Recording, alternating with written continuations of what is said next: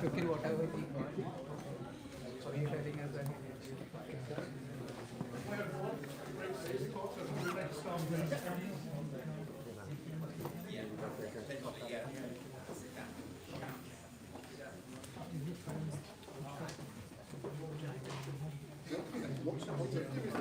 You should be on the live.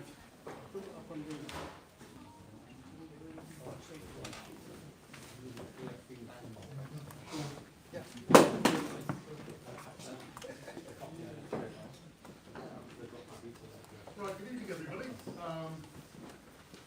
Thank you for coming tonight. It's great to see everybody here.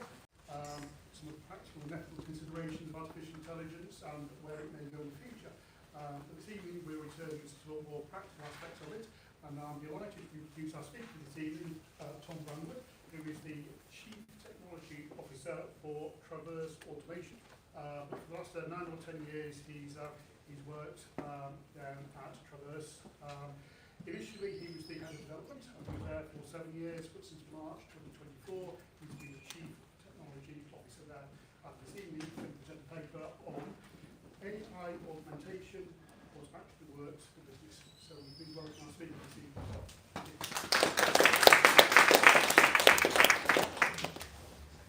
Hello everyone.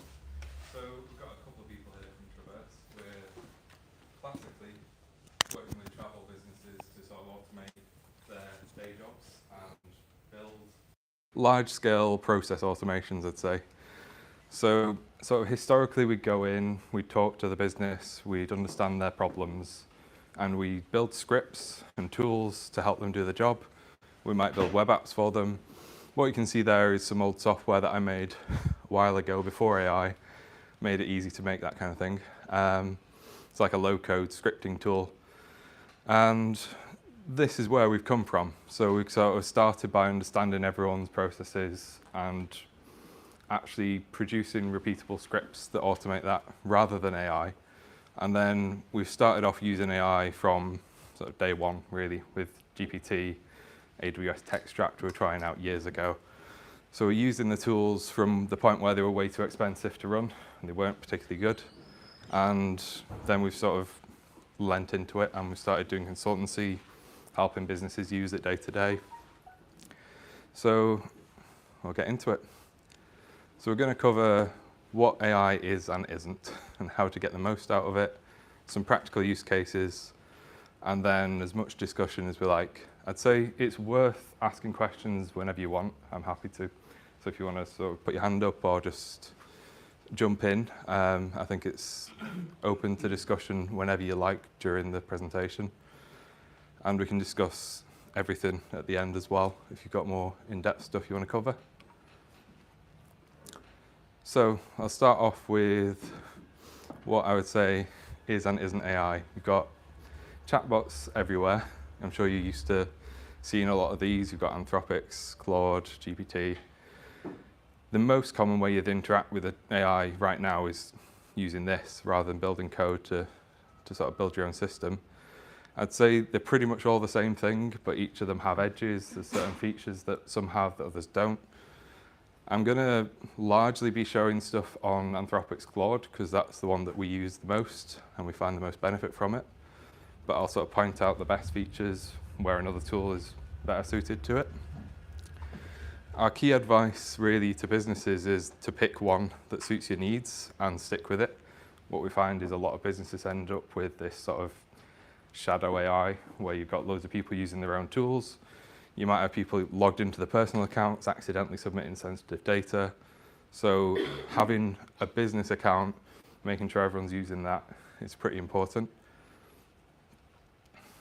So the basics, what can they do is pretty much anything you can precisely ask it to do that it has available tools to connect to. So I'm going to go into practical examples. Most of these slides are not just talk about what it can do. I'm going to be showing demos for the most part. I'd say one of the things they excel at is seeking out and collecting information, analysing data.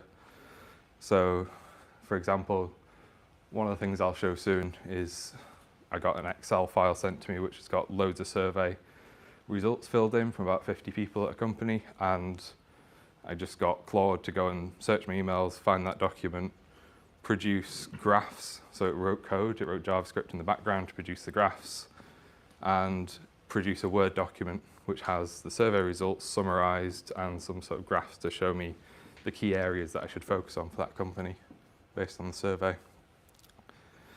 I'd say the key thing is making sure it's things that you can easily read, interpret, and spot whether it's right or wrong quickly. So just start off with a little demo to sort of show you a large prompt. You can see there it's using Claude, it's not using Claude code. I've given it a little sort of description saying you're a world-class front-end designer. It's worth going into a lot of detail with what you want out of it. So in this case, I'm building a little website, and I don't want something that just looks the same as every other website, because if you ask Claude, make me a website about F1, you get pretty much the same thing as everyone else.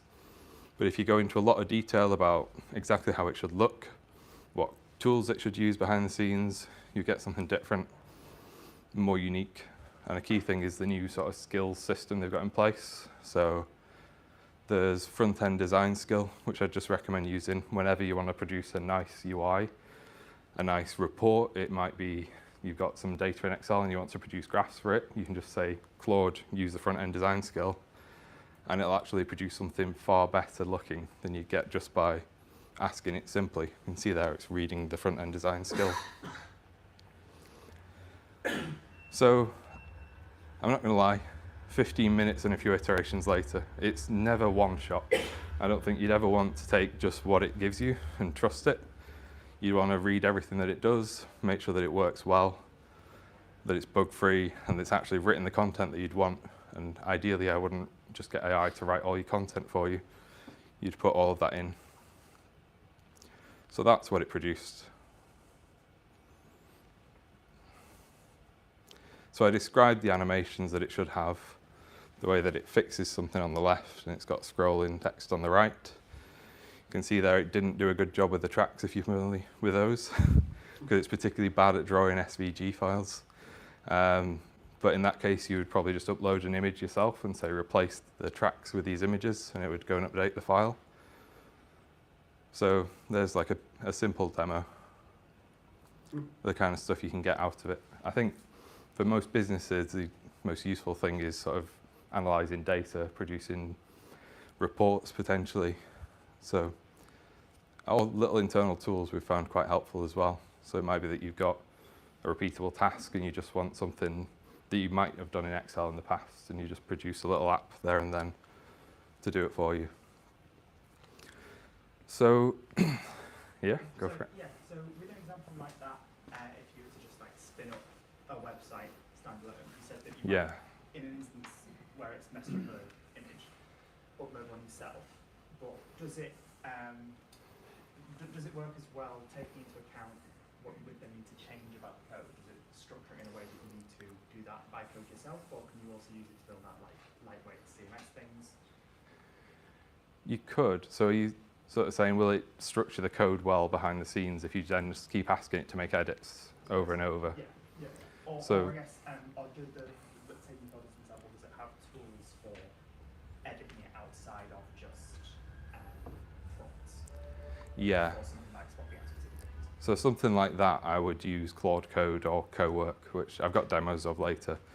So rather than just in a prompt, if you want to do it sort of properly, I would use Claude Code, which has actually got its own UI now. And in that case, you could even define all of the sort of structures you want it to be. So if you've got coding styles that you want it to follow, you can define those, and it'll adhere to those every time.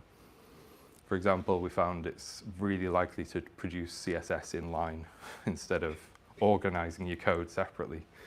So it's worth telling it clearly how you want it to be structured. So here are sort of what we've learned, the mindset that we've got from, I'd say, early on I was trying to use AI for everything. I went through this cycle, the typical cycle of thinking it's amazing, it can do anything for you, and then realizing that it's actually not, that you sort of get convinced, I think, in believing that it can do anything. So you go through this cycle of it's amazing, I've just described what I want, it's done everything that I want. And then you realise that it's just stopping doing what you want. It's not producing how you'd expect it. It looks ugly. And I realise I'm going through this cycle myself of I'm prompting it worse, and I'm describing really vague things. I'm just sort of saying 2 words to it and hoping that it'll pull that out of my head and read my mind. And I think it's sort of human nature almost to be convinced that it can think when it can't. So you've got to sort of remember that it is a tool where your input completely dictates its output. So the way we think about it is it's a useful tool and it's worth learning how to make the most of it, but it's not thinking for you, it's not particularly creative. Every sort of input that you give it, you'll get the same output as most other people with that, with some variance based on the way that it works. So that's why my prompts are so large. You've got to be really clear and specific with what you want. So context is key, the art and science of providing the right prompt. That's something that you sort of get partly through feel, which is a really bad way of describing it, but I'll go into a sort of clear examples of how you can get the most out of it. But it is pretty much everything that you put in dictates what comes out of it. And I don't believe they can think, no matter how much the CEOs say that they've got consciousness. That's just not how they work. So the main thing is keep thinking. That's the sort of mindset that I want to push, is that don't get sort of drawn in by AI doing everything for you. We've noticed that it can make you sloppy if you sort of use it for everything. It can produce outputs that look generic and samey. You might have noticed emails coming from people that look like they're written by AI. I can see pretty much any website and immediately go, that's AI, and I devalue it. And I think that's something that's really important, especially if you're in sort of sales and marketing, to avoid producing the same style of content as every other company. Because I think it's natural to, no matter how well written it is, to devalue something if you've just seen the same thing loads of times. So it's crucial that you learn how to pay attention to what they produce in a critical way. And really, we've seen that you can get a lot of benefit out of it as long as you're careful with how you use it and learn how to make the most of it. So, can I just ask a yeah. question? On your previous slide, the bottom point, you said LLMs can't think, you are in control. Yeah, Well, I found that very encouraging, yeah, but there are some people around who believe that we're not far off, it's starting to think. yeah. I'm not How close to that are we? I'm not convinced, based on the way it's designed, that it will ever think in the way that we say the word think. So there's some people that sort of go into it saying that humans are just LLMs, that we're just pure input and output.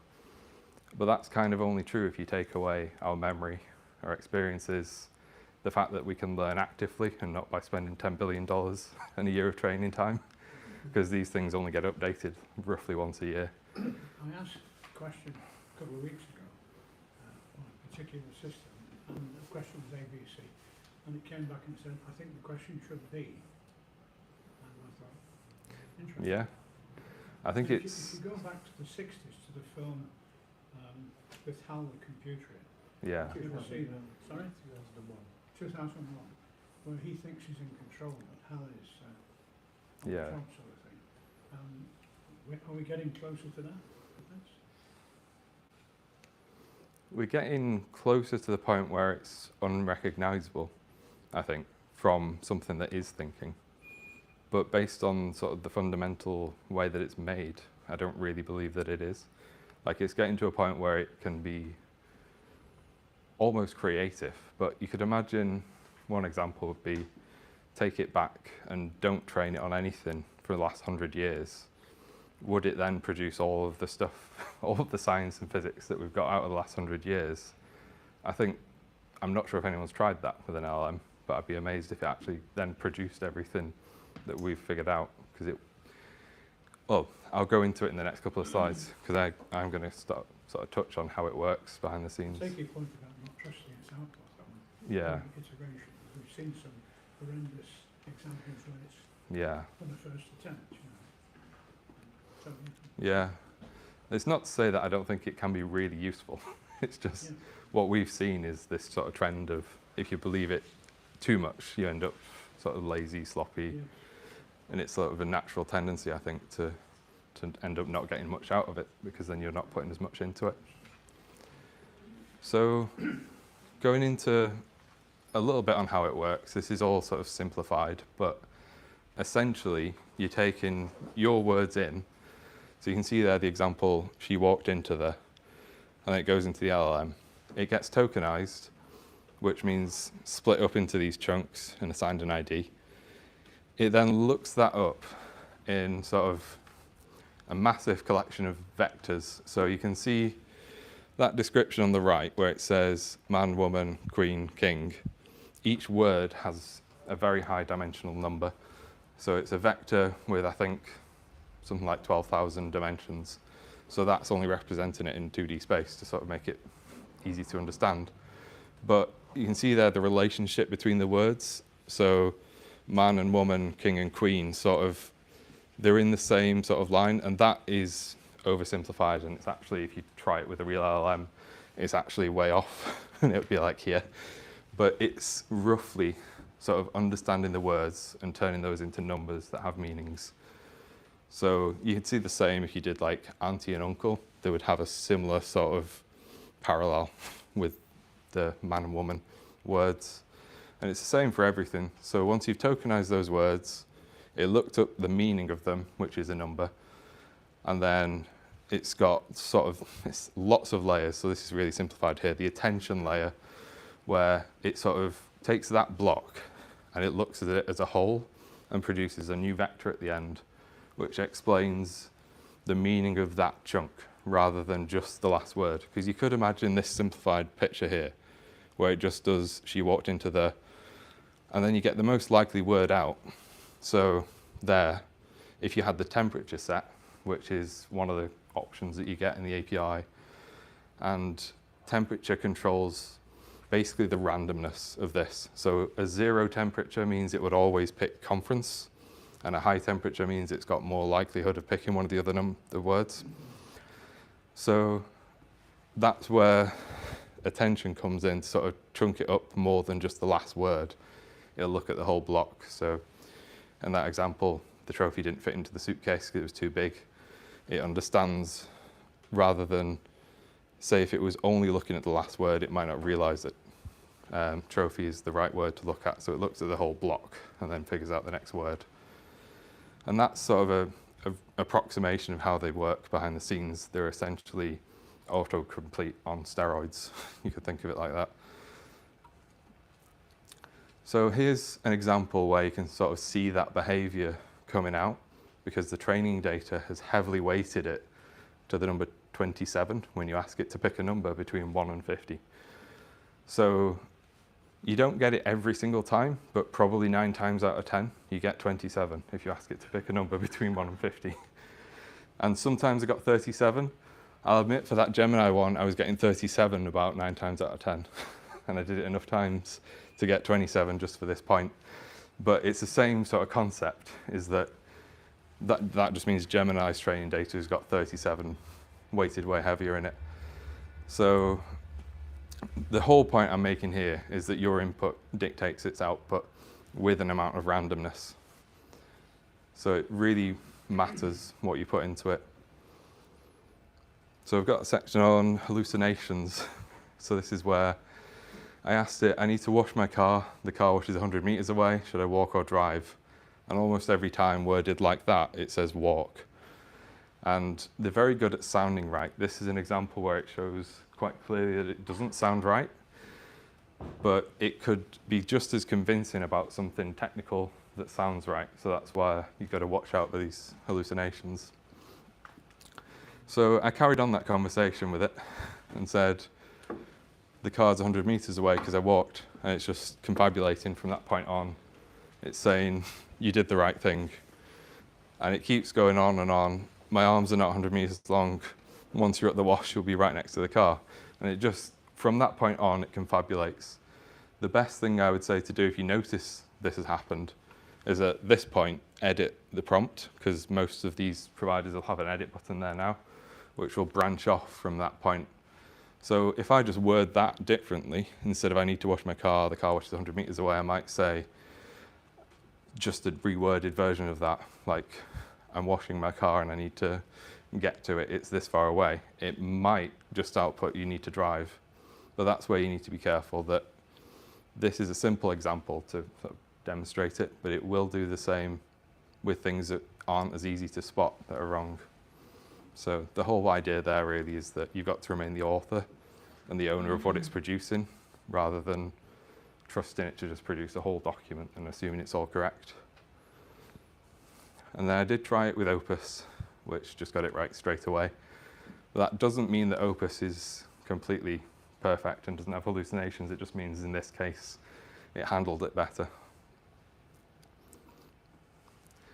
So sort of a brief one on all the options.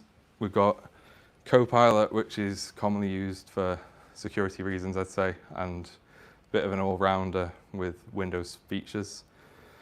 Claude is the one that we use and the one that I'd recommend for anyone if you can use it, frankly, because I've tried them all and I found Claude it works best for agentic stuff, I'd say, for sort of multi-step things. It's got a lot of easy tool access. So I found Copilot, you have to sort of go into Azure and configure loads of stuff to just use HubSpot with it, and then it threw errors at me. So Claude, I went in 5 minutes of setup and it just works.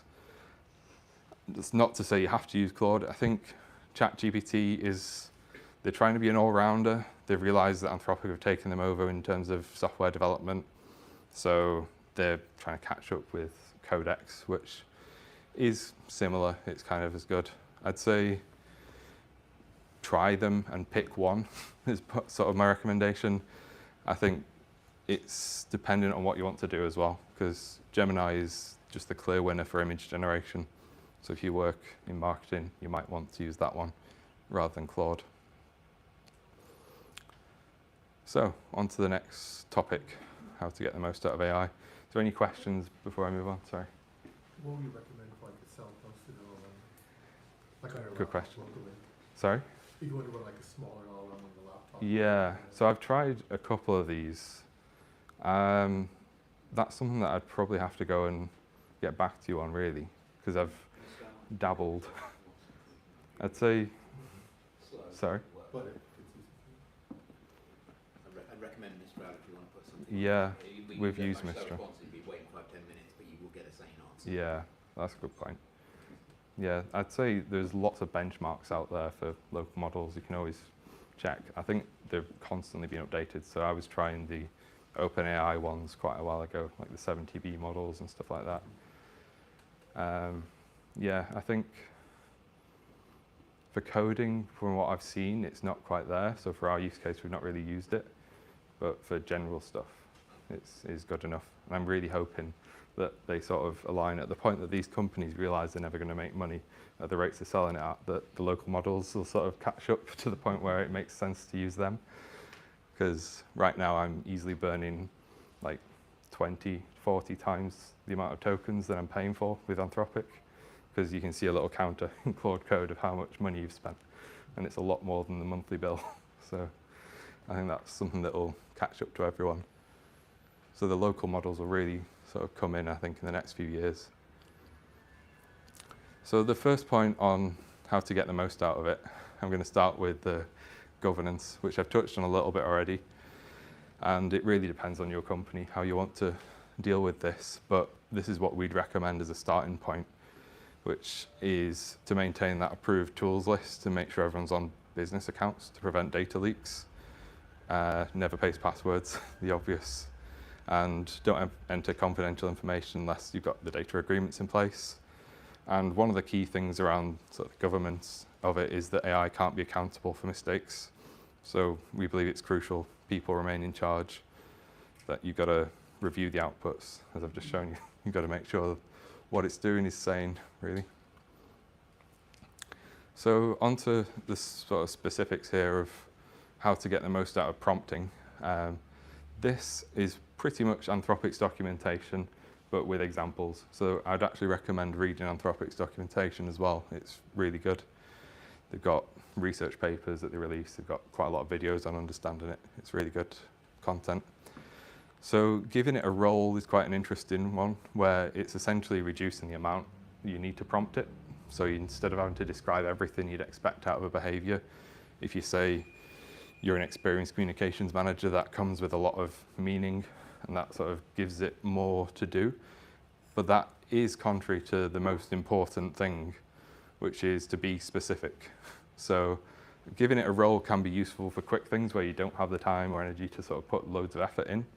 But the ideal thing to do is to always just be really clear and detailed on what you want, because any ambiguity, it will do something you don't expect.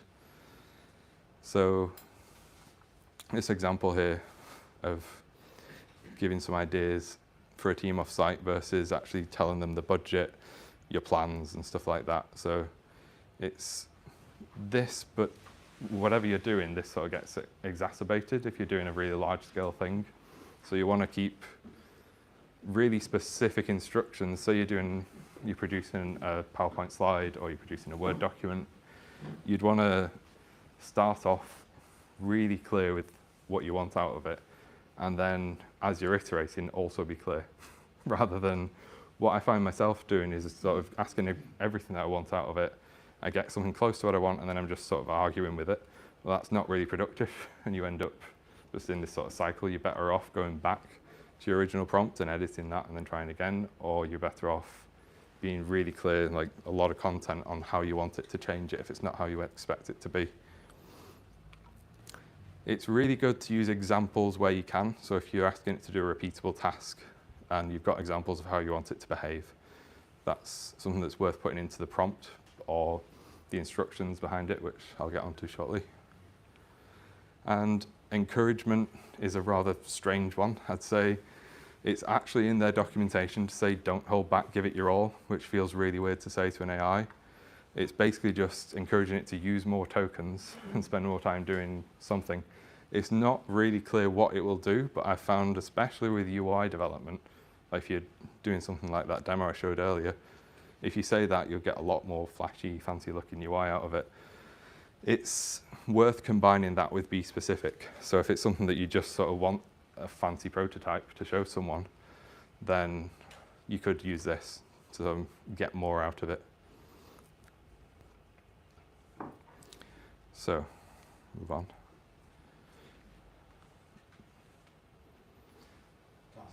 Yeah?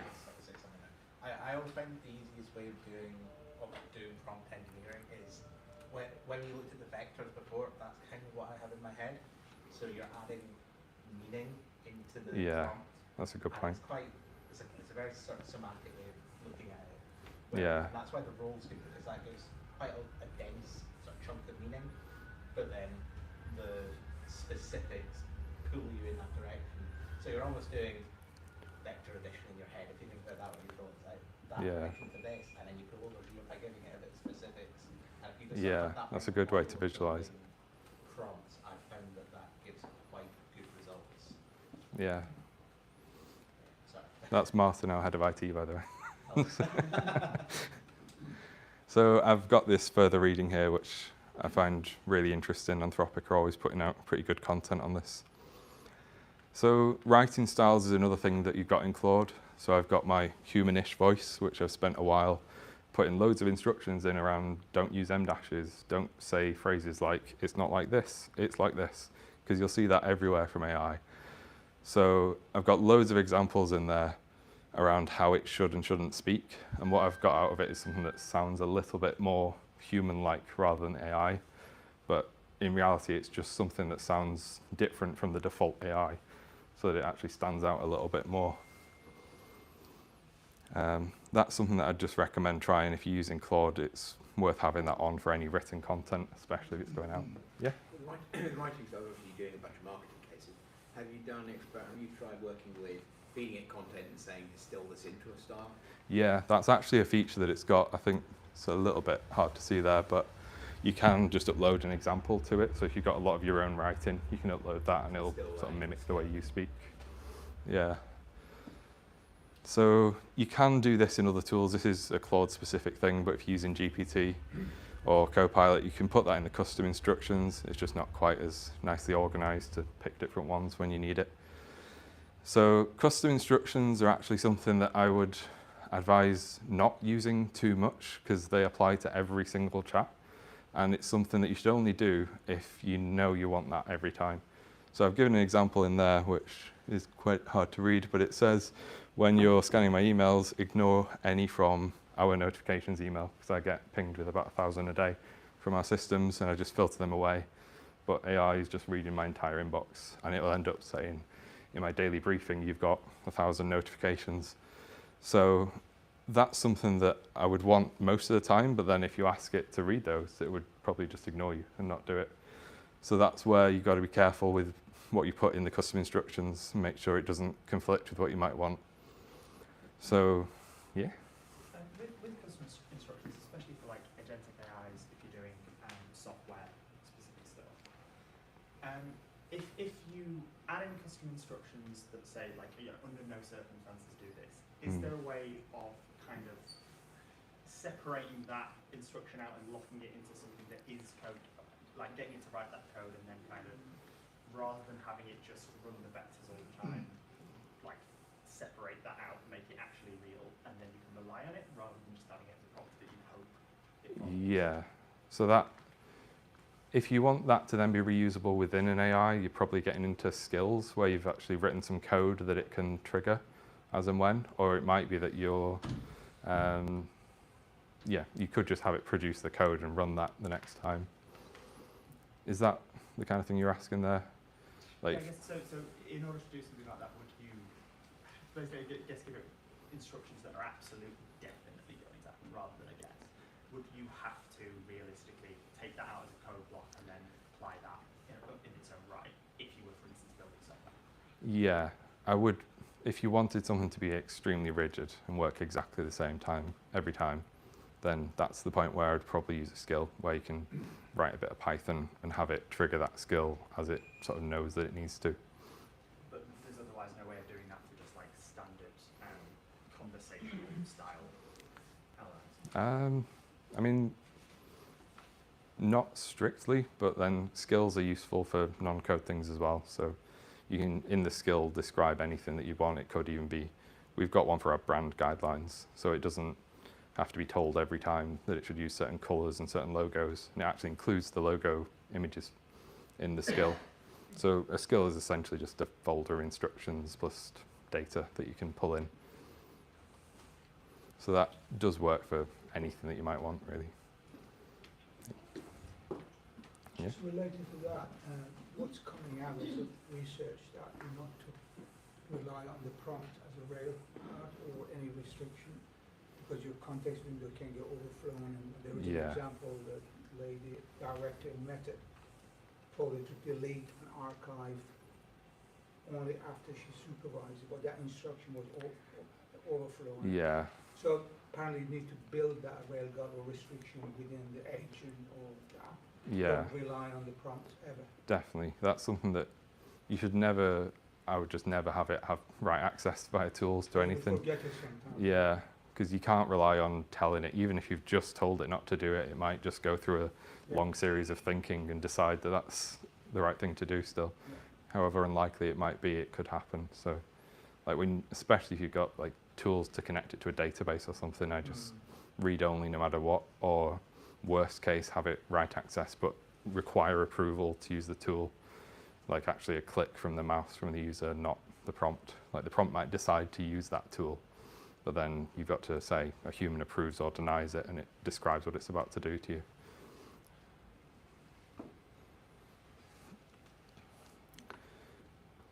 Right, so moving on to agents, which essentially agents are a set of custom instructions plus tools. And a tool could be anything from writing a Word document for you, connecting to your database, connecting to a web browser. So you might have heard MCPs. That's one way of agents connecting to tools. It's Model Context Protocol. It's just something that Anthropic made that basically lets the agent say, I want to do this, and then it writes the specifics on how it should use that tool, and then it triggers it. And that's the point which I just mentioned there, where it would be able to sort of catch that, because that's actually executing code. It's not happening in a model. It'd catch that action and then raise a thing saying, do you approve this or not? So essentially what an agent is a set of instructions with the model talking to itself in a loop. So you might give it a goal of produce a Word document for me with this chart in from this data, and it's got to go and look in an Excel file, take the data out, produce a chart, and then produce the Word document with that inserted into it. So you give it that goal, and then it would loop within itself, sort of talking to itself, and it's literally the AI model. It's hitting their API, and it's saying, what do I need to do next? And it's asking it repeatedly, what do I do next? And the next thing at the start might be open the Excel file, and then what do I do next? Use a tool to read the data. What do I do next? Use a tool to produce the report using JavaScript. And it might produce that, take a screenshot of it with another tool. And then at the end, the last thing, what do I do next, is I've finished. And it thinks it's finished because it'll analyze everything it's output, and it'll go, that's met the goal, which most of the time it is right, that it's met the goal. And that's how you end up with agents. So I think you'll end up using agents without even realizing it a lot of the time, because most of them are built in now. A lot of them just work that way, whether or not you've told it to. So Claude, if you just upload a Word document and ask what I just asked, it will use an agent their end, essentially, without you even knowing. So deep research is one of the most common ones that is in every provider. They've called it Research Agent in Copilot. It's just one that will go and search the web for you and collect loads of information together.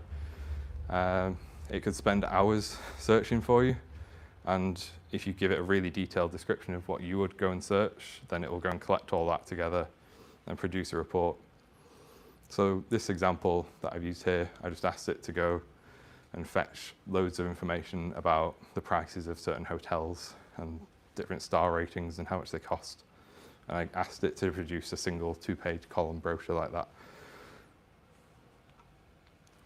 Knowledge agents is sort of a broad term for the same idea, but connected to your own company's data. This is probably the most useful for day-to-day work, where you can connect it, like you can see on the left, different providers have got different ways of doing it. You can connect it to your SharePoint, your emails, your calendar, and you can ask stuff like, go and find this thing that I said in a meeting 2 weeks ago, where like if you've transcribed your meetings, it'll be able to go and search for that and tell you what you said. I found it particularly useful for sort of finding my emails and doing stuff with the files for me without me having to do it. So you could just ask it to, like this example is to go and summarize a project that we did recently.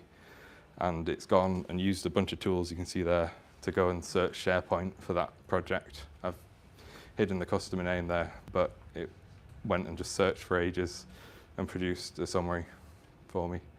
That's something that you can sort of experiment with quite easily, and it's just useful from day one, I'd say. Custom agents are where it gets more interesting. So I would say Claude has been the best for us. This is largely why I prefer Claude over the rest, is that there may not be true today, but at least a month ago, in ChatGPT, you couldn't have company data and an agent connected at the same time. It would sort of clash. Didn't seem like they'd really thought that through. They'd just sort of produce one and then release the other one. The company data was only available without an agent. That might have been fixed since then, but Claude at the time worked in that way. So you can connect it up to company data with a set of custom instructions, and you can see you've got files there as well. So this one that I've made recently is a project manager agent, which is a very large set of instructions describing how to navigate our project management software. We use ClickUp, but you might use Jira or Monday.com or something. You can connect those tools, describe how you would navigate that software. So I've given it details on where our sprint folders live and where our projects live and how they're structured. And then I've given it access to our holiday calendar, and I've given it access to a skills matrix of all of our staff, so it sort of understands who's best to work on certain projects, because we work on a wide range of projects. It might be that a front-end dev needs to be done, so we need a certain person that has that skill.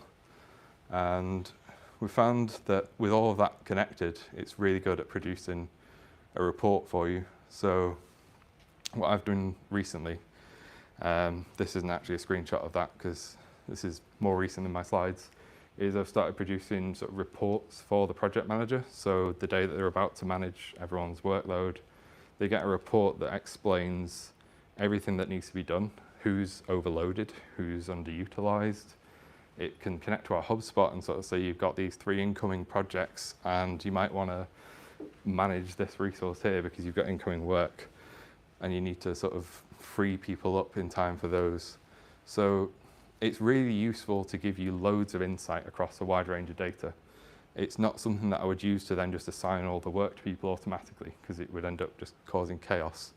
But it's particularly useful for someone who's in that role to organize their day job and figure out exactly what they need to do with a bit more insight from all of the data at once. So that example there, I just asked it what a certain person is working on that day and it can just go and find it. And it's able to understand our strange simplified Excel sheet that we've got, which is like a internal rough draft of the plan for 2 weeks ahead. And I just described exactly how that's structured, and it's able to go on the back sheet and understand the customer names and then look at the day-to-day calendar that we've drawn in Excel and tell me what they're working on today. So Claude Code is probably the best tool that we've used. I'd say it's one of the most powerful agents out there, and it is an agent in itself with a load of system data, a load of instructions on how to behave. This is the really nerdy version that's running on my MacBook. I was just making an app for fun. So this one, it's got every feature you can imagine. So everything that I've been talking about. It's got skills, which are like custom instructions where you could say, produce this with the front-end design skill, or even produce this with our front-end design skill where you've predefined exactly how you want your UI to look. And you can connect it to custom tools, so you can have it connect to a browser and actually, as it's building something, open it, screenshot it, see whether what it's made looks right to itself, and then keep going until it thinks that it's satisfied your instructions. I found that works particularly well, because if you don't do that, it can end up just outputting something that looks really messy. It might be out of line. And if it screenshots it, it can quickly tell itself that it needs to fix that before you even have to jump in yourself. So it reduces the amount of iteration you have to do. So here's my little demo of an app that I built. So this was just a speed reader. So I wanted something similar to another app that already existed, but I wanted to be able to quickly and easily rewind because I found their app pretty unintuitive, because you would have it sort of blasting out words. It's one of those where it flashes the words in your face. And on theirs, you have to like hit a rewind button. You wouldn't know where it rewound to, and I just wanted to swipe instead. So it took me about 3 days with 50 iterations and a big description of all the changes I wanted every single time. You can see there I just put a local LLM in as well to find content within books.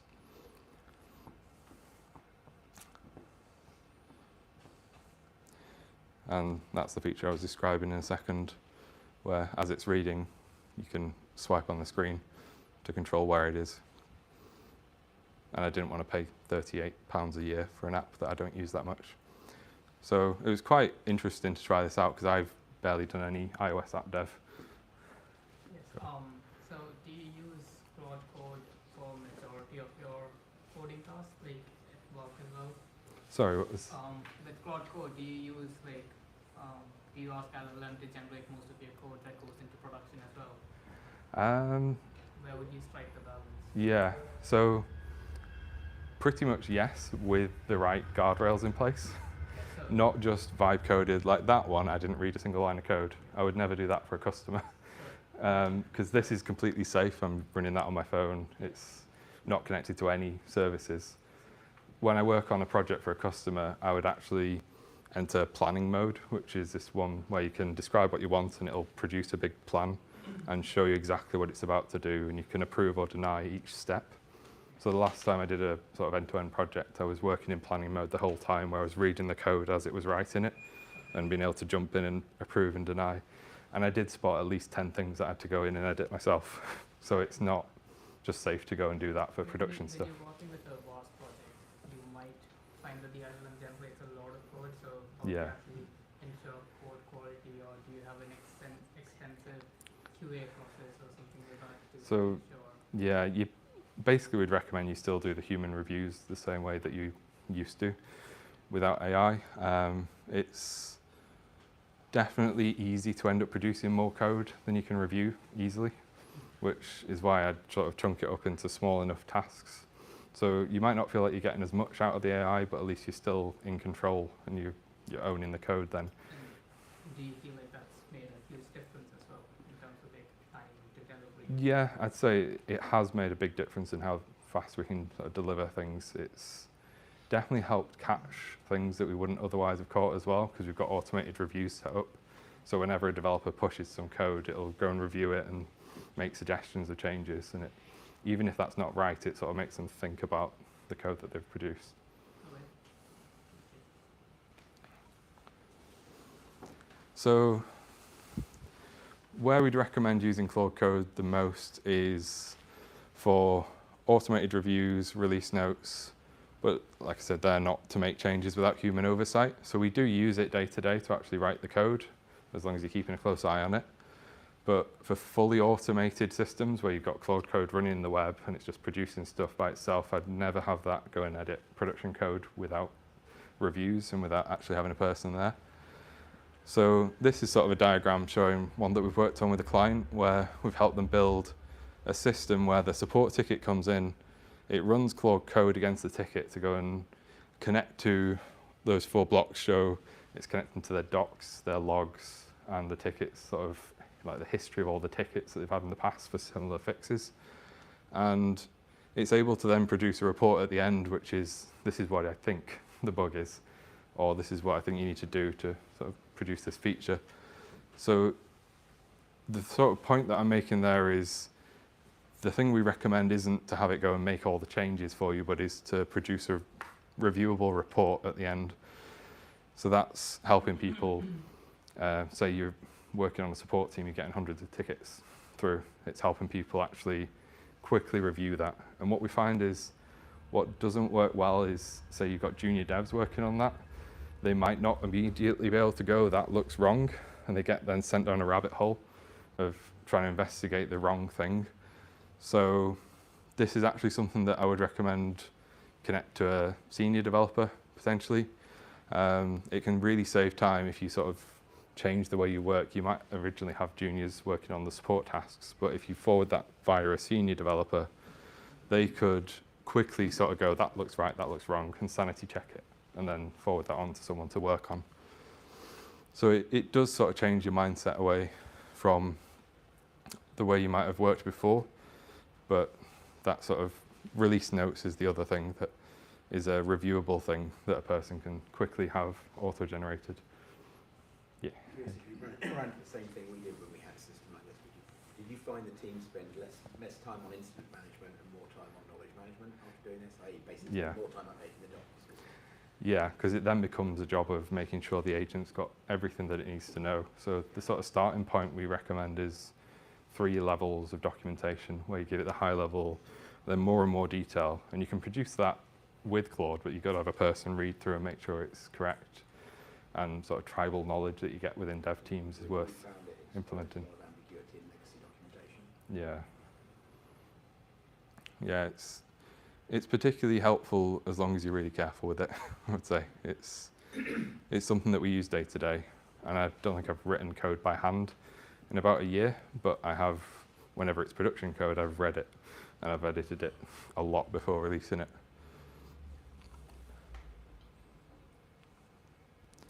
So back to non-developer sort of tasks, but is still particularly useful for heavy workload, is the new co-work feature in Claude. So it's essentially the same thing. Behind the scenes, it's pretty much the Claude Code SDK. I think it was renamed to the Claude Agent SDK. And they found that what worked really well for developers works well for everyone. And it's just an agent that follows instructions particularly well, and you can connect it up to a lot of different tools. So you can see my scheduled task there is a daily briefing, which just connects to all my tasks, my emails, my calendar, and just tells me, here are all the things that you've got on your to-do list today. It's quite useful for any long-running work. So you might find that if you're in a chat, it sort of runs out of context, and it does end up just forgetting stuff. Some of them implement this in a different way, I believe with Claude, when you sort of hit that context limit, it will cut you off on that chat. ChatGPT just silently sort of forgets things, and it's actually less helpful because you don't know when it's just going to forget something. Whereas Claude Cowork produces a set of to-do lists on the right-hand side of the screen. So once you fire off a task, you'd see stuff on the right, and it guides itself for a long-term sort of planning session. So you can have it do, that's a really simple example there, but you can have it do long-term tasks rather than something that you might do in a single chat. So this is an example where I produced a PowerPoint slide based on a Word document. It's still a relatively quick thing that might have worked in the web chat, but I found sometimes with things like this, it has to produce more than it can manage. So Cowork can be really good when you have sort of a large output needed, where it's then read a really detailed report that I wrote in a Word document for a proof of concept that we did for a customer. And it's then produced a set of slides following our brand guidelines skill to present that. And once we did that, we read through and we changed at least 20 things in it. So it's not like it just took everything and did exactly what we wanted, but it gave you a good starting point, a good draft to then take to the customer. It's particularly good at understanding Excel as well. Like you can have it produce and edit Excel files for you. So say you have an Excel file, you can upload that and have it produce reports. Here's, yeah. Slightly going back to the developer mode or even Yeah. modify Excel. Have you ever tried to cross-check Article 1 version clone using another AI tool? Particularly with programming, how would that? Yeah, we have experimented with that. We're not using that in production, but that's something that I think quite a while ago when the token limits were quite low, we were using, I think it was Gemini CLI at the time. So we were triggering a Gemini Claude agent for the really long running things when you were hitting like the 32K token limits that were really restrictive back then. I think it's quite useful to do that, to sort of use multiple models, but it then gets really expensive if you're using the API and paying for tokens. Hey. Which model would you recommend? So really, I use Claude Opus until I run out every day. So I think it's by far the best. But if you know something that you're doing doesn't need the heavy duty sort of Claude Opus thing, if it's sort of a simple writing task where it's really clearly defined, you could use Sonnet. But yeah, personally, I use Claude Opus, the latest model, every day until I run out of credit and then go into extra usage quite a lot. So yeah, this is an example of something kind of silly. It's just a little game that you can produce with it, but that's showing how you don't really have to be in the nerdy developer mode to produce things kind of cool. This is a really silly Mario ripoff that it made. But you can imagine using that to produce really rich reports for people. That's something that we do quite often because it looks quite impressive. And you don't have to be in the terminal for that. You can produce really detailed things just in Cowork. So, any questions before I move on? Hey. Yes, I just wanted to ask about the governance side of things. Yeah. Going back to that slide, you mentioned that you uploaded an Excel file that included survey data. Yeah. And it produced a report. How safe is that? Because you're giving it Excel spreadsheets, you're also giving it access to emails. Yeah. What are your thoughts on just So that security? is with a business account where they promise they don't train on your data, and we're kind of accepting that. And with our clients, we sort of pass that on in the data protection agreements that we use Anthropic as a third-party provider. It's something that it is worth considering. I'd say business by business, sort of you've got to manage the risk there. So that survey, I don't believe it contained personal information, but even if it did, it's been sent to our business Anthropic account and not a personal one. So that's not being, sorry. But when you say business Anthropic account, Yeah. the data's still going to... Yeah, it is still hitting their servers, but they're promising not to train on it, not to save it. So it's definitely something you've got to Usually the terms of service will include, for European companies especially, data protection agreement as part of it. So that sort of keeps your GDPR chain intact. So and that's why it's important to use like a business account, because that's where you get that protection built in. When it's a consumer account, it's not treated as business data. So you have less protections, and that's what you're agreeing to by accepting the consumer terms of use. Obviously, we are still trusting that Anthropic will honour those terms. Yeah. It's kind of all we've got. Yeah, if you want perfect safety, you'd have to host your own model, pay quite a lot for the usage. It is an option. You could host it in AWS. So I do trust Anthropic myself. It's just how do I convince the client to trust? that's a good point. Yeah. Yeah, I think it is Nice. sort of getting a solid data protection agreement in place with them, which they do. Yeah. They do offer, and then that's something you've got to then pass out and say, well, that's we've kept the chain going from the data controller down through data processors, and we have another data processor chain. I think that's the way we've Yeah. approached it. But That you is a have to good point. also We've keep pretty strong record if you use it, especially if you're using it for personal data. Yeah. yeah. To have a Like strong financial data, invoices. yeah, financial data, anything in the UK, especially any data concerning under 18s is also protected as well. So yeah, you need to like run standard risk assessments and keep registers of approved vendors. So Anthropic, for instance, for us, we think Anthropic and OpenAI are both approved vendors Yeah. for our system, and we have like data protection agreements in place with them. So that's kind of what we would generally recommend. Yeah, we've definitely had a client where they've just not wanted to work with that, and they've got their own hosted in their own environment, where they've required us to go and work in their, I think it was AWS, or was it Azure? Can't remember, to be honest. But they've got their own hosted model, and we had to go and work within their environment. But then that kind of only works at large company scale, where they can afford to do that. So yeah, I guess the other thing is it depends on the actual work you're doing with the client. It could be that there's a workaround where you anonymize all the data before you upload it. Like you could manually have it code something that strips it all out before uploading it if it's got loads of personal data in, and then sort of put it back after the fact. Just put a random ID in, and then it's a bit of a bodge there, but if you're really stuck, there might be workarounds you could do to avoid it. Any other questions before we move on? Hey. Do you have any recommendations regarding how to be more efficient in terms of using up the tokens? Because for example, Yeah. I think Uber just used its old 2026 budget on cloud code, and that was just and 2026 is not ended yet, but you've used up all your budget for AI on just on cloud code. So do you have any tips for like, optimizing, lowering the tokens that you use?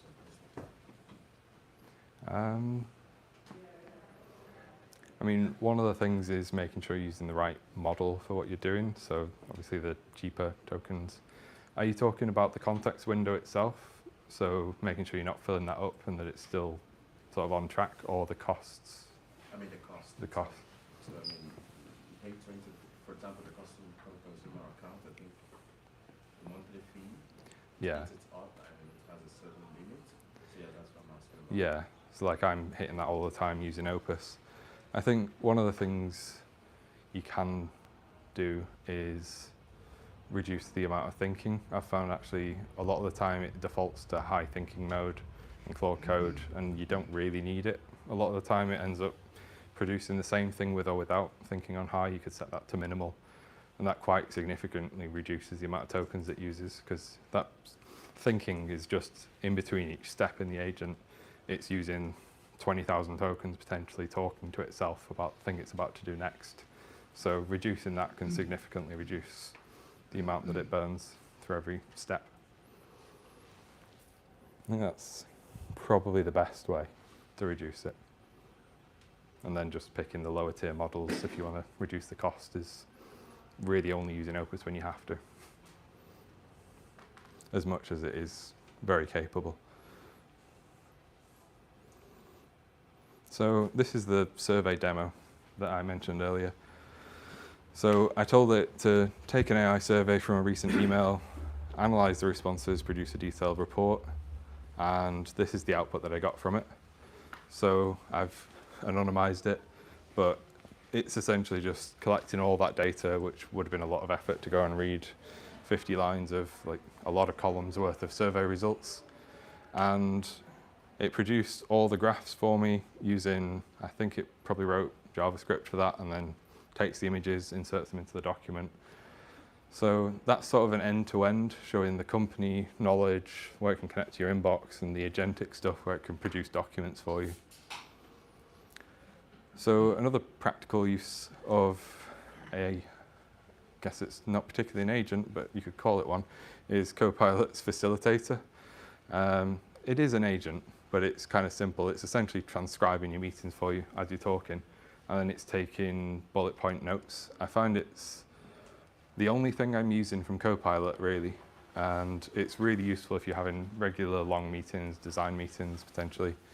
You might want to take everything that you talk about down, transcribed it, and then next week you might want to ask what was said in that meeting and get a really quick answer out of it. So you can see there it generates sort of agendas for you at the top as well, and it'll keep track of that throughout the meeting. It'll tell you you've gone off track, you've started talking about something that's irrelevant potentially, and it can recognize voices if you train it on that in the settings, and it'll note down actions for the people that have been sort of told that they've got something to do.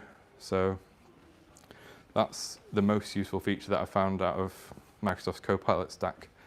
You can see there I did just say like, what did Martin say about a train trip recently, and it just pulled out the meeting details and told me what we were talking about 2 weeks ago. So it's really useful for that.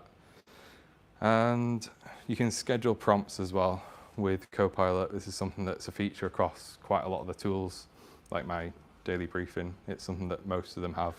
So it's worth thinking about where you might use that. Copilot in Office, they have stuck a Copilot button everywhere they could find a blank space. I don't find it particularly helpful all the time. Like drafting an email, even though I've put that there, I don't use that at all because I think it makes your emails sort of lose their value because it just looks the same and it just ends up really, really waffly. So I would recommend using these, trying them out if you've got Copilot, but using certain ones with caution so that they don't sort of devalue what you're doing. The Excel one and the PowerPoint one I found kind of useful. Frankly, I found it buggy, like when you ask it to produce a PowerPoint slide deck. It's not just me, I've spoke to clients that have had this same bug where it says it's produced the slide deck and actually it's just produced one slide. And then if you wait about 10 minutes and go back into that chat, it'll have done it, but it just immediately says it's done it. So you can tell I'm not a huge fan of Copilot, but it's there. Marketing content, I'd say Gemini is the clear winner for image generation. You either got ChatGPT, Copilot, which are the same model behind the scenes anyway, or Gemini for image generation, which are particularly good. I'd say with Gemini you get more unique stuff and it's better at editing. Like I've uploaded pictures of my house and said, what would this look like in this color paint? And it's gone and edited my walls. So I can sort of visualize it before I do it. Whereas if you ask GPT to do that, it just sort of sticks a rectangle on the image. So I think Gemini is particularly good for sort of getting what you want. So you want to be in that iterative loop, which is the same for everything. So images are no different in that sense. You don't want to just take the first thing. If you want to be creative, you want to work with it to get something that's unique to you. And you've got Claude in the browser now, which is definitely one. They've even got a message at the bottom saying high risk. This was me trying to use Claude to figure out why Power Automate was throwing errors with a template that they've got to send a message to you. And it literally takes over your browser and controls it.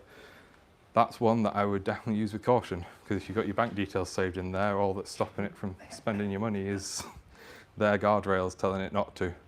So that's one that you'd probably better off using incognito mode if you're ever using that, and use with caution. But it is pretty interesting that they've just baked that in as a Chrome extension, and they've got similar extensions for Excel, and I think they may have a PowerPoint one as well now. So Anthropic are really moving into the space of Office and not just developers recently. So that's pretty much it for all my examples. I've got a set of resources which I find particularly useful. You can see I put Microsoft there because I know a lot of people are using Copilot and OpenAI. The earlier Anthropic resources I find really interesting if you want the more technical side of it, like actually understanding how it works. And there's a brief summary.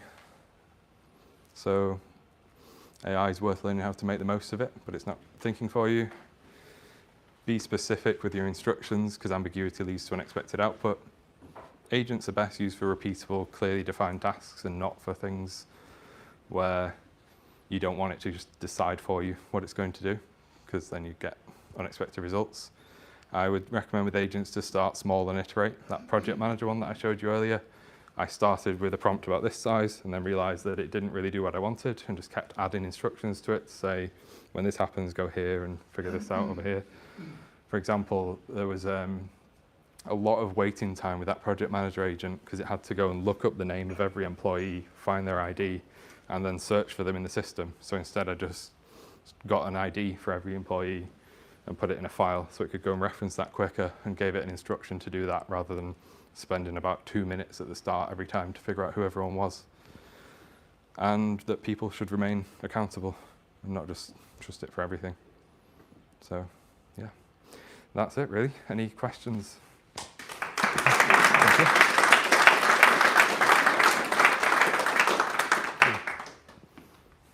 Just to follow up on the question about the tokens, are you using for Claude Code the built-in memory file, and are you modifying the memory file so it compresses? Or are you also using it as a skill or a QMD?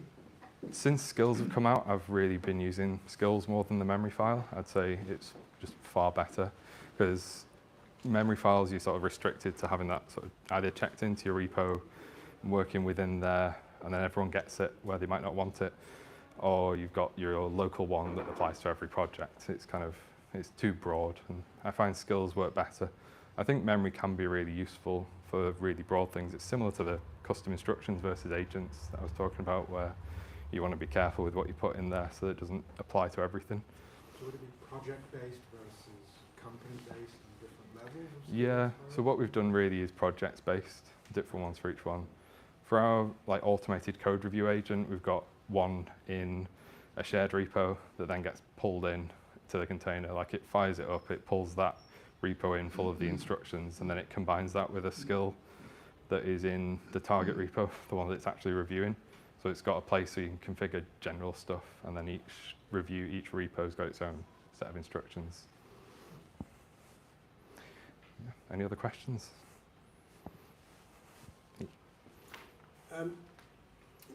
It's sort of interesting. I mean, obviously AI is evolving rapidly. Yeah. And one of the things you've not mentioned, I wondered, is this because you don't see it as useful for business?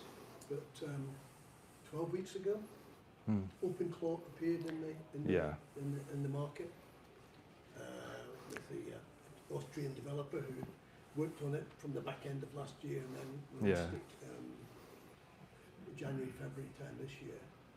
And it's sort of taken off quite substantially in terms of being able to something you could actually run locally and actually goes away and does tasks. I mean, you've obviously alluded to it with the Claude browser thing. Yeah. To what extent do you see going forward you perhaps utilising sort of autonomous agents more in the business setting? So we do use it within Claude. I think that's what co-work is kind of becoming. So they call it projects in there. And they've got a feature called Dispatch where you can sort of connect to it from your phone and remote in and control the agents. So that's really sort of taken, it is similar to OpenClaw essentially. It's not running locally, but it's the same concept. I think we've avoided using OpenClaw mainly for the security concerns around it is open source, but I think quite a lot of malware was found in the most popular sort of connectors and skills that people are publishing, even well-rated ones on GitHub. So it is interesting. I think I've used open code before, which is a similar concept of a local, it can connect to any model, it can connect to Anthropic, but you can also host your own and do very similar to Claude Code. And I found that really works quite well. but we've just found that the Opus models work best for us right now. Like I said earlier, I think it's likely they'll all shoot up in price once they have to start making money again. And that's the point where I think the open models will make a lot more sense. And in the meantime, they should all catch up somewhat to sort of standard where it's acceptable. I think you'll always find the frontier models better, but the open source ones will likely catch up to a point where it's good enough for your day-to-day work. Yeah, on OpenClaw, I think that was a good example of something that got carried away with itself. It was a bit underbaked, and then sort of rode a bit back into wave. But because when you look at it, it's an interesting concept, but it's not ready for sort of heavy duty use.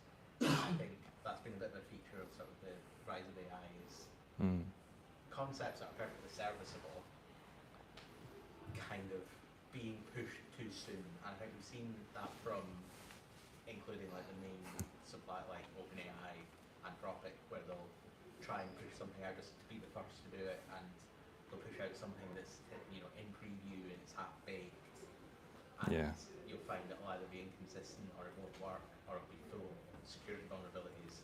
I think that's probably going to be the story of AI over the next couple of years, is reality catching up, both economically and just with the tools, how people are using them. And you'll start to see sort of more hardened, proper AI solutions. Yeah, I think that highlights a good point though that I'd not touched on enough, is that the reason all the agentic stuff that I've shown isn't sort of fully doing everything for you is that that's generally where you fail. And I think you could iterate to that. That's the sort of start small and iterate approach that we've taken. Is we have tried stuff like that, and we found that you waste loads and loads of time building this rich solution that will do everything, and then it makes decisions you wouldn't expect, or it doesn't do exactly what you'd expect, and you just end up spending more time trying to coax it into doing what you want. I think it is really useful, but it's sort of, this approach is what we'd recommend, which is start with stuff that's easy to review and easy to stay in control of, and then iterate from there. And eventually you might have, like, if that project manager agent starts always making a good decision on a certain topic, we might approve it to automatically start assigning work for a certain project, but it's doing it in a controllable manner where you can keep track of it. Because that is where we've worked with clients where they've spent months and months trying to build something that will fix all the bugs for them, and it just produced more work than it saved. And I think it's what really worked is having something that produces a review that speeds up the dev's time rather than something that tries to just do it all. This project manager agent that you've written, I think it was readable prompts that you used. Yeah. Why would you then move into writing it in Python or something? Which is higher cost, but... So that's where you could sort of hard code it essentially in a skill to be repeatable every time. I'd say that's useful if you see it sort of doing the thing that I described where it was doing a lookup of all the users' names. That's an example where you might just go and write some code to do that bit, and then in the skill it would be given instruction of run this code every time instead of having to think through and do tool calls in a loop.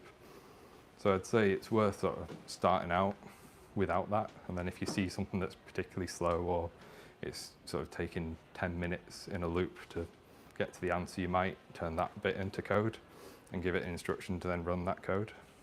Would you write the code, or would you ask Claude to write it? I'd ask Claude to write the code generally, You would, yeah. and make sure it does what I expect, okay. Hi Tom, I'd like to say thank you for your great talk, and I just want to ask if you don't mind me asking a couple of general questions, because I'm not in the business, but I do have when I first came to Manchester University, I actually studied computer science, which I switched away from after a year, but I liked it, and then I put all that aside, and then I've joined this great society recently, and came onto the AI group because my wife started using ChatGPT in her work as a coach, right, for businesses. So I thought, well, I ought to look at it Yeah. a bit. So I was really touched by your honesty at the beginning. Cool. Because you're very human, if I could use that word, about just the thing of looking at something and saying, I can tell that's AI generated that web page. So I thought, oh, you're great in that way. And it reminded me of just something that, well, I got a secondment to the education service here in Manchester in the early 90s when word processors were coming in. Yeah. And the honky laptops were being locked away in cabinets. Yeah. But it resulted in people producing bland, we lost something, bland documents. Remember the default font was Arial, and the formatting went to Spout, and I'm someone who loved typography and all of that. And at one point, therefore, are we a generation later on in a similar position where it's being pushed out? People can do it themselves, but it's not looking right. Yeah, I think we are at a point where it is most of the internet, I'd say, it looks like it's AI generated now. Like you go on most news websites and you can immediately spot that was written with ChatGPT. I think there is a risk of everyone using that too heavily, and like I said earlier, no matter how good it is, I think if everyone looks the same, then it'll devalue that rather than adding value. I think it does take away the creativity somewhat. And I think for written content, largely I'd avoid using it for everything. I'd use it for making visuals to go with it, and as long as you input enough of your own stuff, you get more out of it. Can I just, on the back of that, like going to the doctor and saying, oh, by the way, I've got this problem as well. It was something that the gentleman here on my left asked about thinking without quotes around it. And you used in your answer, the first word I remember was memory. It doesn't have memory, emotion. It seemed like it's something that you've obviously given a lot of thought to. Yeah, so the way they work is imagine you're talking to ChatGPT and you've got 3 messages. The second message that you send after its first response will have to append everything again and send that to the model. So that's why you hit a limit where you've run out of the context window, they call it, which is the amount that it can manage before it goes off the rails. So they restrict that to, at the minute, I think it's around 1 million, but it has been 32,000 tokens, 200,000, and it's gradually getting better. But that's not really memory as such. It's just each chat that you have with it, it's appending everything again, and then building a bigger and bigger thing that it sends each time to then fill in the extra words that should come after that. And then when we come on to the topic of can machines think, the word memory as applied to humans is all of our human existence, and we're all the memories we've got, and we're all the result of millions of years of evolution, which is a word that's cropped up tonight already in an AI context. And that's all going hunting for food, looking over your shoulder to not be a food item, and in the quiet bits you're mating to reproduce your genes. And there's no equivalent in machines yet, because I did get frightened when you said something about a code putting into under no circumstances do this. And I thought, oh my God, this is just science fiction story. Rich territory, because you then put 2 conflicting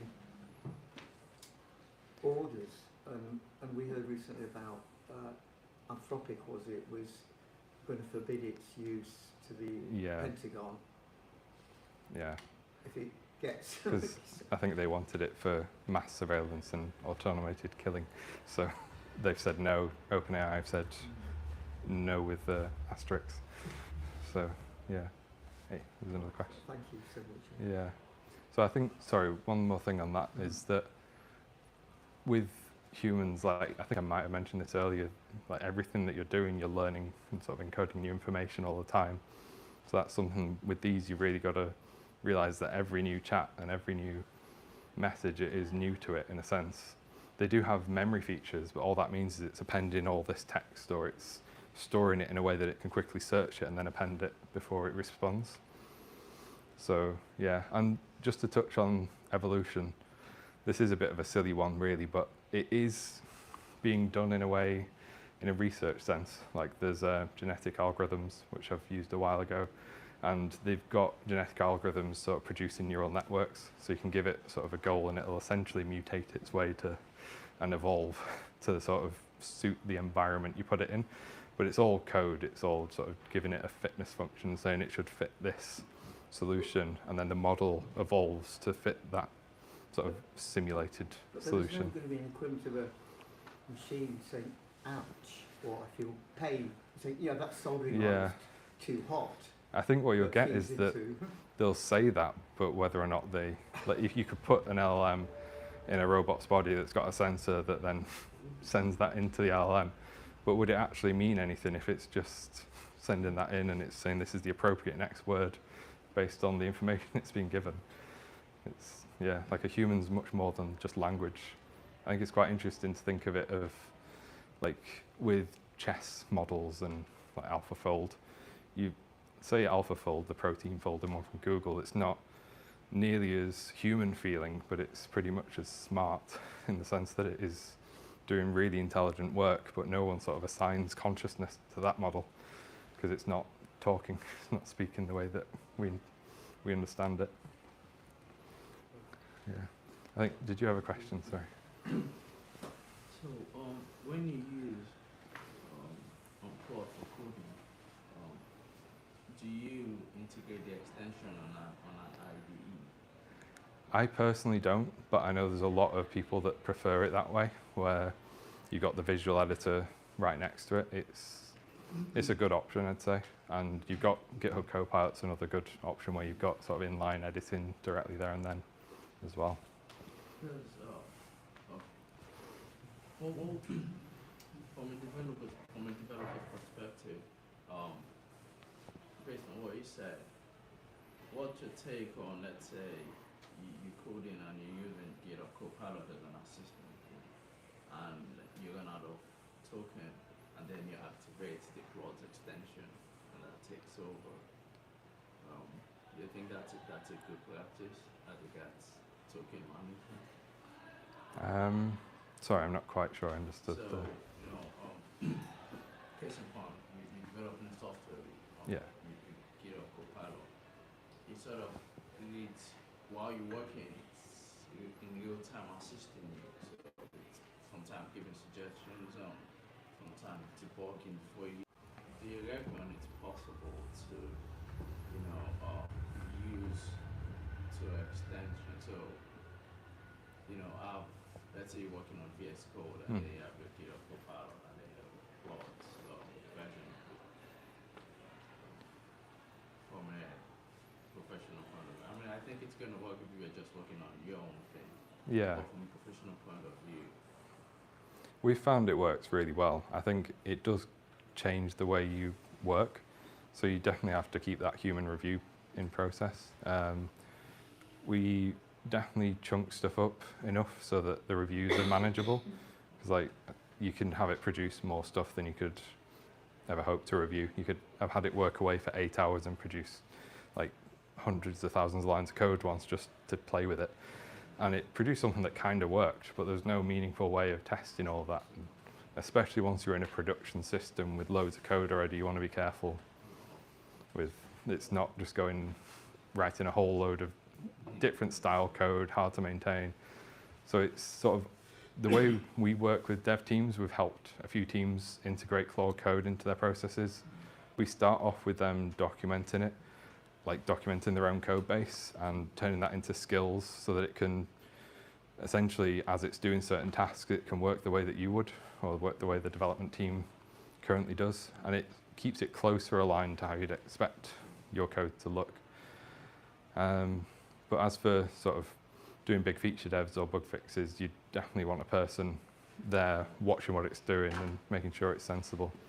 I think another thing is if you can make it test driven, or you can sort of have it in a confined environment where you know what it's produced is doing what you expect. So you can sort of define the way you're working with it so that it's not able to just produce loads of changes, but it's got to meet a certain set of tests that you could predefine yourself. I think that's one safe approach to doing it. Yeah. Hey. There's been the recent news of Mythos. Yeah. What do you make of that? Do you see it as a marketing tactic, or do you see it as I definitely think it's yeah, I think it's a bit of both. I think leaking a model that's too good for everyone to have is a bit too on the nose. But I think there's a real sort of risk from it. I've definitely, I don't think it's that it doesn't exist or anything like that. I think they have given it out to a select number of companies, and they've ended up producing something that is sort of able to spot security flaws in systems that people haven't. So that's the real risk from it, and I get why they're not releasing it. But yeah, at the same time, it is quite obviously a bit of a marketing technique as well. Because very recently after that, they released an Opus 4.7 model, which interestingly reduces the cost. There's definitely a lot of conspiracies around they're trying to cover the cost of Mythos by reducing how good Opus is. Every time a new model releases, you get a load of people saying they've made it worse, and I think it's hit or miss whether that's actually true each time. But the latest Opus 4.7, interestingly, you don't just have extended thinking on or off. Now it's adaptive, and it decides for you how much it should think. You're still in control of it within Claude Code, but you're not in the web browser, like in the normal chat window. Yeah, with Mythos, I think, yeah, that would be very expensive to run from what I've seen as well. So it's probably, if they did release it, it wouldn't be very practical as in its current form. But in a year, we're probably going to see models at that level. I suspect they're just going to sort of adjust the models so it's not trained on specific things and put loads of guardrails in to try and avoid it, so it's still smart enough at the things you want it for, but not able to then just go and cause havoc, which is a challenging job for them.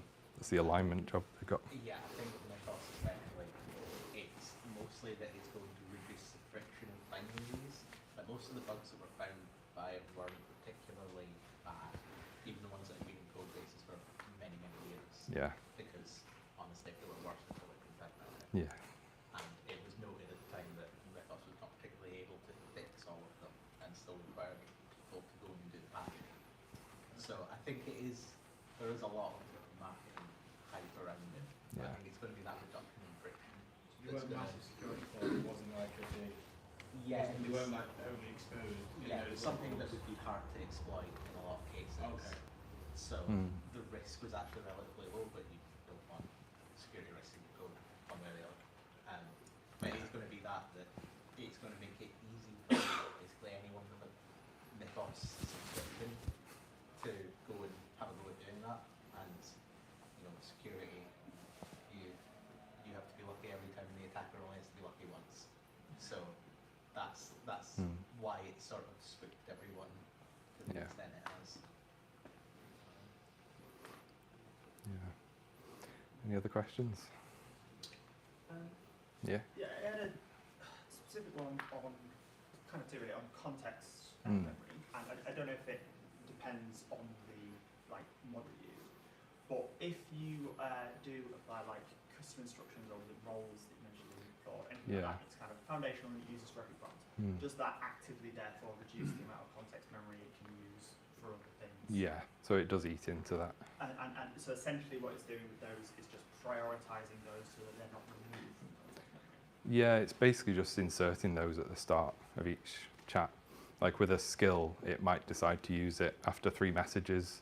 It might just be like, I need to use your brand guideline skill because you've asked me to make a document now. And that'll then just shove all of that text document in behind the scenes. So the other question is, so is it by default, how does it choose what to get rid of in context memory? Is it literally just the first I think the way that Claude works is that it hits a limit. What I've seen when I've used it quite heavily for a long period of time, it'll just say you've hit the maximum amount that you can use. I'm not sure if they could change that, because a lot of them, the way they work is they just seem to trim off the first thing. Sometimes they use compaction, which is what Claude Code does, where it takes everything and then uses AI to summarize it.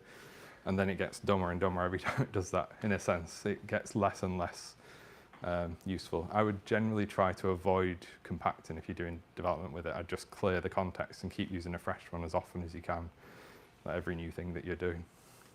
And it goes for chats as well. Like, the more you talk to it, the more it's got in its context and the less focused it is essentially on what you're trying to do. Cool. Anything else? Any more questions from anybody? Can't see any hands going up at the moment, so we'll probably say call it a day for the moment. So Yeah. I'd like to thank you once again, Tom, for a very sort of wide-ranging and thought-provoking presentation. Cool. There's an awful lot of uses and also pitfalls of AI within that, which is obviously